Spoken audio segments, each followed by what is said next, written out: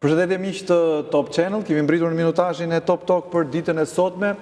Do të flasim për politikën. Opozita e Bashkuar ka dalë me një qëndrim publik përmes një deklarate ku kërkon miratimin në parlament pa vonesa të paketës ligjore për ndryshimet që parashikohen në kodin zgjedhor sipas konsensusit të arritur në tryezën e Këshillit Politik. Por kryeministri Rama deklaroi dje se nuk pranon ultimatume, ndërsa opozita thotë se mazhoranca duhet i qëndrojë angazhimeve të marra për miratimin në parlament të draftit të dakordsuar pas një ndryshim. Pra e kam fjalën për opozitën jashtë parlamentit.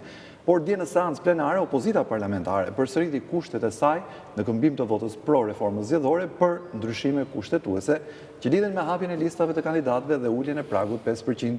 Myslim Murizi ishte dje në Top Talk e tha se pa komisione të depolitizuara zgjedhore nuk ka vot pro të opozitës parlamentare. Sot në Top Talk është Aleksandër Biberaj për të mësuar qëndrimin e Partisë Demokratike në këtë shah politik ku për dallim nga loja standarde po luajnë jo 2, por 3 lojtarë politik. Në këtë rast, faleminderit zoti Biberaj që vjen në Top Talk. Faleminderit për ftesën. Me sa kuptova, në fakt, nga biseda me zotin Murizi dje, unë e shpreha pak më parë, dhe nga qëndrimi i kryeministrit Rama në parlament, duket se paketa do të psojë disa ndryshime. Çfarë mendimi keni ju si opozitë jashtë parlamentit në këtë rast? Ne si opozit kemi negociuar me majorancën dhe kemi arritur një marrëveshje, ku edhe ne kemi brëlshime, edhe majoranca ka brëlshime, dhe mendoj që majoranca duhet ta kalojë në parlament brenda këtij sesioni, brenda këtij muaji. Po kjo po konsiderohet si një lloj ultimatumi, të paktën nga ajo që tha Rama dje. Bëhet fjalë për ultimatume, tash bëhet fjalë për të respektuar agjendën e kuvendit dhe mbi gjitha për të respektuar paktin e arritur edhe në praninë të ambasadorës amerikane, të ambasadorit BE-s dhe të ambasadorit britanik. Okej, ndërkohë e cika pak më parë, zoti Murizi, por edhe grupet e tjera parlamentare që janë aktualisht aktive, si derivat i opozitës që është jashtë parlamentit aktualisht vjojnë jetën parlamentare, kanë thënë se kërkojnë komisione të depolitizuara dhe me sa duket Rama është i gatshëm t'ja u japë në këmbim të votës për të shuar koalicionet parazgjedhore. Çfarë qëndrimi keni ju në lidhje me këtë dakordsi që mund të bëhet realitet me vota në parlament? Fatkeqësisht opozita parlamentare nuk përfaqëson asgjë, nuk janë deputet të votuar. Po problemi është që kanë votat. Përmes tyre do kaloj reforma. Dakor, patjetër kanë votat, por historia ka treguar që ato janë shtojc e majorancës. Kështu që siç kanë votuar deri tash. Po ky nuk është më lajm në fakt. Siç kanë votuar deri tash për qeverinë, le të votojnë edhe për një marrëveshje për procesin zgjedhor, për kodin elektoral. Po, dakor. Kështu që këtë e thjesht situata. Çështja është që duket e lehtë kur e shpjegon kështu, por në fakt ajo që kuptohet është që në një kompromis politik majoranca mund të bjerë dakord me komisionet e depolitizuara, që janë edhe një standard i kërkuar nga OSBE-ODIHR-i, po kështu mund bjerë dakord edhe për koalicionet, pra mund votojnë respektivisht njëra tjetër dhe ju dini jashtë lojë në këtë rast. Si do ta ndaloni këtë gjë? Çështja e komisioneve është e tejkaluar. Sepse komisionet depolitizuara në Shqipëri nuk ke. Pse s'ke? Sepse bëj fjalë që ne të kishim komisioner nga administrata publike. Kur dihet se si është administrata publike, që është komplet e rilindjes dhe i bite që majoranca aktuale të kishte të gjithë komisionerët. Nuk voton opozita. Kështu që kjo është një kërkesë jo reale. E kuptova këtë. E dyta, kërkesa pastaj për koalicione është një rast shumë i veçantë në nivel global. Si mund të bësh kërkesë që të ndalosh me kushtetutë krijimin e koalicioneve? Është aja e demokracisë që çdo individ, çdo parti politike, çdo koalicion ka të drejtë për të marrë pjesë zgjedhjeve. Koalicioni mund të jetë parazgjedhor, mund të jetë paszgjedhor, natyrisht.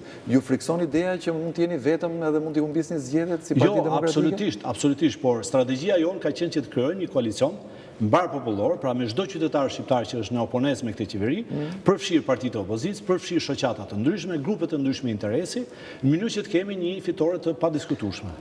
PD-ja mund Partinë Socialiste kokë për kokë, po themi, le ta bëjmë pyetjen kështu siç bëhen edhe bisedat në shtëpi edhe në kafene. Absolutisht e mundim, absolutisht. Sondazhet e fundit e nxjerrin Partinë Socialiste 30%. Po pse nuk e pranoni këtë pjesën e eliminimit të koalicionit? Po nuk mund të pranojmë deformimin e demokracisë sepse kështu don një kryeministër ose kështu don një majorancë me votat të manipuluara të vitit 2017.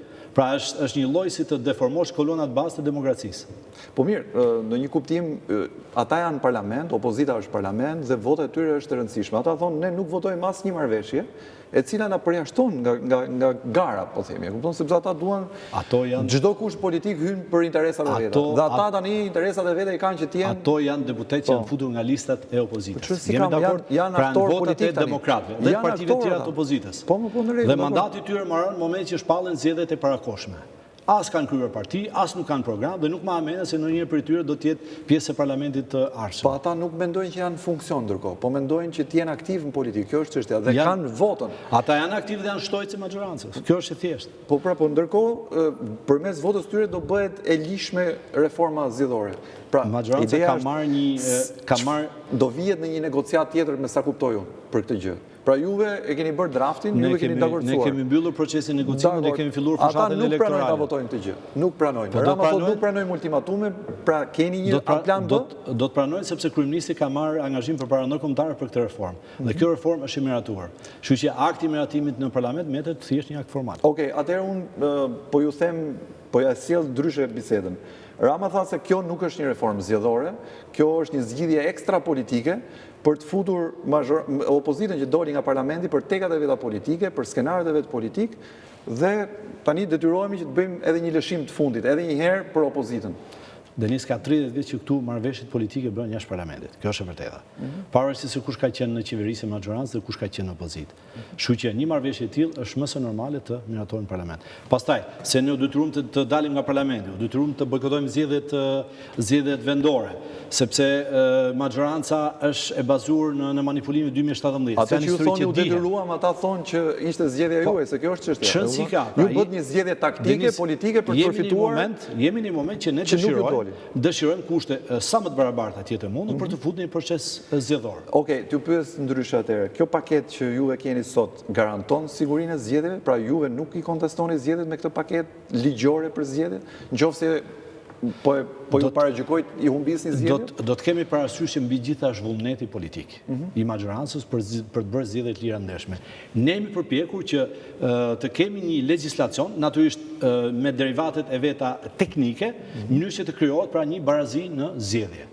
Kjo është e gjithë historia. Okej, atëherë le të flasim pak për aksionin politik të opozitës. Lulzim Basha pothuajse çdo ditë ka takime me njerëz, duket që fushata ka filluar më herët se ç'duhet, na ndan gati një vit nga zhvillimi i zgjedhjeve, nëse nuk do të kemi zgjedhjet parakohshme natyrisht, por ajo që duhet t'ju pyes është që kjo do të jetë strategjia e opozitës, pra këto takimet e Bashës, se vetëm kaq po ndodh deri tani. Shohim Bashën që takon njerëz, i pyet si jeni me shitjet, si jeni me shitjet, faturat e dritave e tjera. Është një skemë e njohur. Kjo është bërë që nga Berisha në 2004, në 2003, pastaj Rama.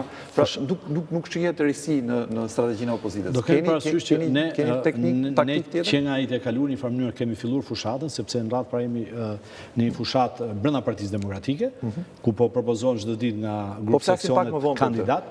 Dhe natyrisht zoti Basha vazhdon aksionin e tij politik, i cili është një aksion shumë civil dhe shumë qytetar dhe që ka impakt, por me afrimin e zgjedhjeve patjetër që do ketë edhe forma të tjera. Nuk do të jetë vetëm kjo forma e fushatës elektorale. Do ketë takimet mëdha, do ketë mitingje, do shpëndaj gjithë lista e deputetëve për 140 personalitetet në gjithë Shqipëri, pra do ketë një masivitet, do shpaloset programi elektoral, kështu që janë një sër komisionësh që po punojnë për të bërë të mundur rotacionin politik në Shqipëri. Unë gjithmonë kur bëj biseda me njerëz të Partisë Demokratike, her pas here, i pyes ata, i ngacmoj se ndoshta gjithmonë mendoj që ka ardhur momenti.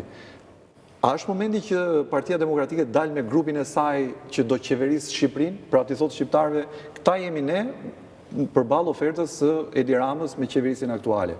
Pra është ky moment, a e keni diskutuar këtë moment, a duhet a di njerëzit se kush do t'i qeverisë nesër përveç Lulzim Bashës që është kandidat për kryeministër, kush do jetë ministri i financave, kush do jetë ministri i punëve të jashtme, etj. Pra grupin që do ta qeverisë vendin. Patjetër Denis, keni të drejtë, është një kërkesë e drejtë e gjithë qytetarëve shqiptar. Ne kemi diskutuar patjetër dhe jemi në procesin e shqyrtimit kandidatëve, është një proces që do zgjat 2-3 muaj për listën e kandidatëve për deputet dhe për kryetar bashkish, dhe paralelisht do punohet patjetër edhe për pjesën ekzekutive. Kështu që qytetarët shqiptar patjetër do të kenë një qeverie, siç quhet modeli anglosakson, përpara fushatës elektorale. U fol në fakt me që jemi tek pjesa e kandidatëve edhe të pjesës qeverisjes së ardhshme të Partisë Demokratike. Në fakt u fol për një hapje të Partisë Demokratike dhe i vetmi emër që është përfolur edhe nëpër media është ai Genc Rulit. Është në fakt vetëm Genc Ruli hapja e Partisë Demokratike, ose fjala vjen pse Genc Ruli dhe jo Josefina Topalli, ose Arben Imami, ose tikur të tjerë? Realisht është miratuar të njëjtën e kaluar një udhëzim që do ta quaja shumë liberal, për sa i përket mbledhjes dhe seleksionimit të kandidatuar, duke filluar që nga procedura e propozimit, është punuar me CDU-n gjermane, me konservatorët anglezë dhe me Institutin Republikan Amerikan, dhe çdo antar i Partisë Demokratike ka të drejtë të propozojë pa asnjë lloj kufizimi, natyrisht një person, i cili mund të jetë pjesë e PD-s, mund të mos jetë pjesë e PD-s, mjafton të jetë një person me reputacion publik, me kontribute politike, dhe ky udhëzim nuk përjashton mundësinë e propozimit as për Josefina Topallin, as për Arben Imamin. Genc Ruli patjetër që është pjesë e Partisë Demokratike. Pra ekziston ky variant me zotin Ruli që do kthehet dhe do marrë përsipër këtë funksion për zgjedhjen e kandidaturave, apo është çështja e funksioneve është tjetër gjë. Nuk është diskutuar dhe nuk është vendosur. Çështja e funksioneve nuk është diskutuar dhe nuk është vendosur. Genc Ruli ka qenë dhe mbetet pjesë e Partisë Demokratike, por nuk mund ta quajmë risi ose prurë të re Genc Ruli. Genc Ruli është qendror në 90 me Partinë Demokratike. Natyrisht, po ju pyes në këtë rast, doli nëpër media lajmi që Genc Ruli do kthehet dhe do merret me, po themi, për zgjedhjen e kandidatëve etj, pra do ketë një ekstra funksion në qoftë dhe këshillimor. Ekziston? Do të jetë një komision i përbërë nga 5 personalitete, do të ketë 2 asistentë. Nuk është formuar akoma. Me sa di unë, nuk është formuar akoma ky komision.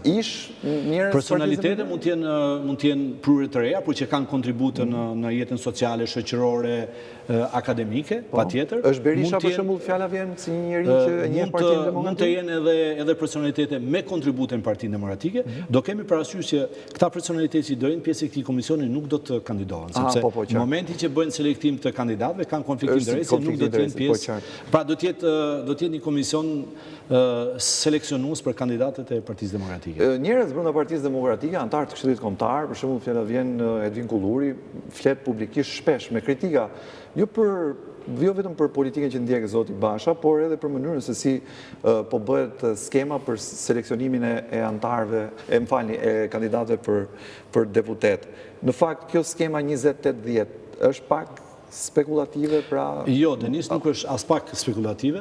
Unë kam pasur rastin për të së vërtetës të drejtoj Asamblenë Parlamentare e Këshillit të Evropës dhe jam marrë edhe me statutet e partive, kryesisht partive popullore europiane, por kam parë edhe modelet e partive të majta ose partive socialiste. Sidomos partitë popullore e kanë një përqindje që kryetari i partisë, me autoritetin e leadershipit partisë, sidomos kur partia është në prag fitore elektorale, mund të plotësojnë ekipin fitus me personalitetet të cilë nuk janë të detyruar që të kalojnë gjithë filtrat e partisë. Pra mund të jenë personalitete akademike, personalitete që kanë kontribute politike në atë parti ose në parti të spektit djathtë. Kështu që unë e quaj më së normale dhe kjo është marrë nga Partitë Popullore Europiane, nuk është pra një model shqiptar. Qartë. Mund të pyes për shembull, qoftë se juve keni këtë informacion ose këtë dieni, a ka Partia Demokratike, po themi, 3 linja ose 3 propozime konkrete se ku do ta bazoj strategjinë e saj për njerëzit, pra si do e fitoj votën e shqiptarëve, si do t'i kthej Partia Demokratike 200.000 votat e humbura të vetat, pra po të Partisë Demokratike, po të djathtës, si mendon që t'i kthej? Apo i ka kthyer, mendoni që i keni kthyer? Raporti forcave, nëse përdor këtë terminologjinë në Shqipëri, ka ndryshuar. Sondazhet në nxjerrin me koalicione fitues, por edhe Partia Demokratike ka rritje. Natyrisht, shtylla kurrizore e programit tonë do të jetë ekonomia, sepse të gjithë jetojmë në Shqipëri, edhe për arsye të tërmetit, edhe për arsye të keqeverisjes, edhe për arsye të korrupsionit, edhe për arsye të pandemisë. Ekonomia çfarë? Se ekonomia është shumë e përgjithshme si kështu. Ka diçka konkrete që bën boom, që njerëzve do ju thuhet, keni këtë propozim nga Partia Demokratike dhe godet. Po them vetëm një rast të thjeshtë. Taksës shtesh që dim që është, me fjalë, unë po them vetëm rastin e taksës së thjeshtë, është 9%. Sot për shembull unë jam profesor në universitet. Nëse unë jap një orë ekstra në universitet tjetër, unë tatohem 23%. Përse do të tatohem 23% dhe kjo ndodh edhe me bizneset, kështu që kjo taksë shesh patjetër do të ketë një efekt ekonomik. Edhe për nxitjen e prodhimit vendas, edhe për punësimin, natyrisht do të ketë sistem kreditimi për agrobiznesin, për biznesin në përgjithësi, sepse bizneset në Shqipëri e kanë vujtur shumë mungesën e kreditimit. Patjetër tatimet, taksa, doganat do të kenë një reformë të jashtëzakonshme, që tatimorët mos vinte tek dyqani të bëjnë presion të marrin ato zarfet e palishme. Kështu që do ketë investime të huaja, pra pjesa kryesore dhe sidomos mirë menaxhimi i pasurive kombëtare, se çfarë po ndodh? 30 vite pasuritë kombëtare po shkojnë në një numër duarash të kufizuar. Unë duhet provokoj me këtë pyetje. Kur Partia Demokratike iku nga pushteti me variantin e taksës së shesht, e la arkën e shtetit bosh.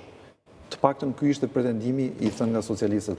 Do ta boshatisim prap arkën me këtë lloj modeli? Ka qenë një pretendim që zoti Rama e ka lançuar gjatë fushatës vitit 2013 për një borxh i cili nuk ishte borxh real, për një borxh që ishte kompanive të ndërtimit 500 milion.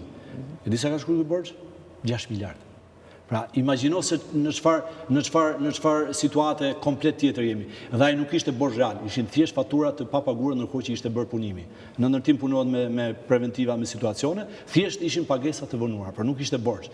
Ndërkohë që borxhi është rritur çdo ditë më shumë dhe kemi parasysh që është një borxh i cili një farë mënyrë do të quhet pa shpresë argëtimi, sepse nuk janë investime që rikthejnë fitimin e ekonomisë ose gjallërojnë ekonominë. Qartë, kur mendoni dhe kur parashikoni që lista me 140 kandidatët që Partia Demokratike dhe opozita do të ketë përballë votuesve të jetë gati?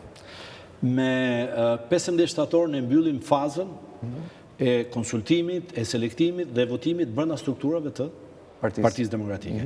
Pastaj, varet nga strategjia që do ndjek leadershipi, por në atë moment në listat e draftuara i kemi gati.